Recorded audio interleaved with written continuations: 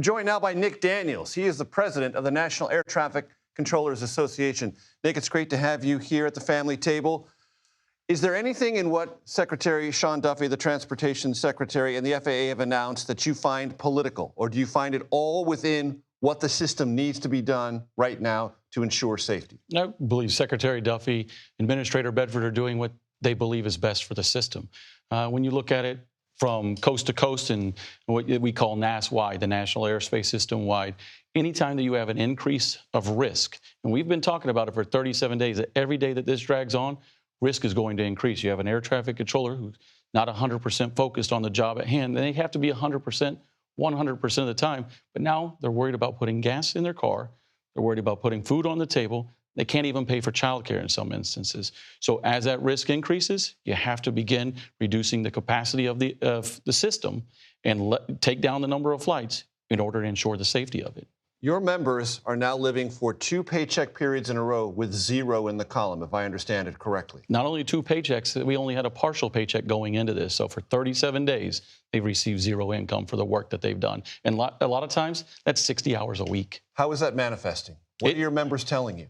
It's manifesting in anger, wanting to, they don't know where to focus it. But it's also frustration, stress, fatigue, their mental well-being. And especially for an air traffic controller, they have a high standard to be able to show up ready for duty each and every day. It's not like you can just go and I'll tough it out today. They have to be ready to ensure the safety of the flying public. So every day that this drags on, it's introducing new problems because these are real people with real lives, and every American can empathize with. If you don't pay anybody, there's going to be issues ahead.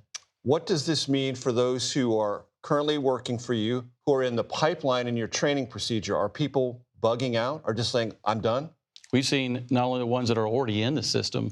Today, one of the air traffic controllers was evicted out of their apartment.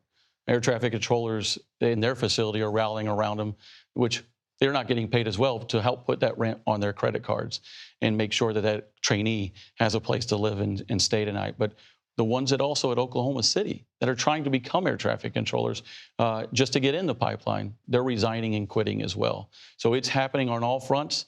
It's only hurting us and exacerbating the issues that are out there. Nick, remind my audience how many air traffic controllers the system is currently short of, quite separate from the shutdown drama and inflicted pain. Now, this was something Secretary Duffy and we share the same vision on, that we have to supercharge the hiring of air traffic controllers, and this is absolutely against it. We only have 10,800 certified controllers operating the system today. It should have 14,633.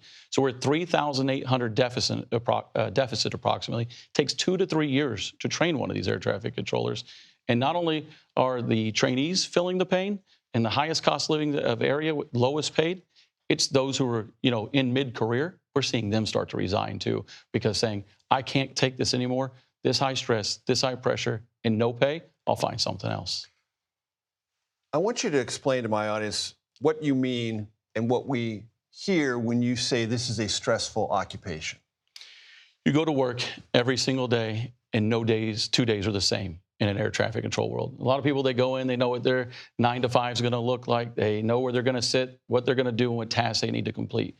We show up not knowing what's going to happen. Is today a day, an emergency is going to happen? I have to be prepared for it. How many planes are going to come through my airspace? Is there weather somewhere? And though the amount of decisions they make tens of thousands of decisions in a single shift of ensuring the safety of the flying public.